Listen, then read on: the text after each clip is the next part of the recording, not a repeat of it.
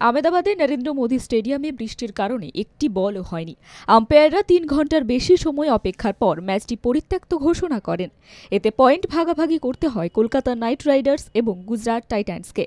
পরিত্যক্ত হওয়া এ ম্যাচ থেকে ১ পয়েন্ট পাওয়ার টেবিলে শীর্ষে থাকা নিশ্চিত হয়েছে কলকাতার। বাদ পড়া নিশ্চিত হল গুজরাটের। এই ম্যাচে পয়েন্ট ভাগাভাগি করে প্রথম কোয়ালিফায়ারে খেলাও নিশ্চিত হল তাদের। প্রথম কোয়ালিফায়ার জিতলেই ফাইনালে উঠবে কলকাতা। এর অর্থ হল ফাইনালে ওঠার জন্য দুটি সুযোগ থাকছে দলটির।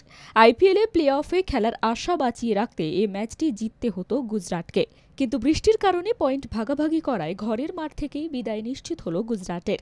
১৩ ম্যাচে ১১ পয়েন্ট নিয়ে টেবিলে অষ্টম দলটি। টেবিলের শীর্ষ ৪ দলই ন্যূনতম ১৪ পয়েন্ট করে পেয়েছে, অর্থাৎ নিজেদের শেষ ম্যাচটা জিতলেও শীর্ষ ৪-এ উঠে আসতে পারবে না গুজরাট। শীর্ষে থাকা কলকাতার সংগ্রহ ১৩ ম্যাচে ১৯ পয়েন্ট, ১২ ম্যাচে ১৬ পয়েন্ট নিয়ে দ্বিতীয় Rajasthan Royals.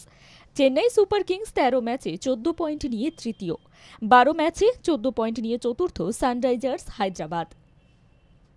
Bureau report, Bangla জাগো।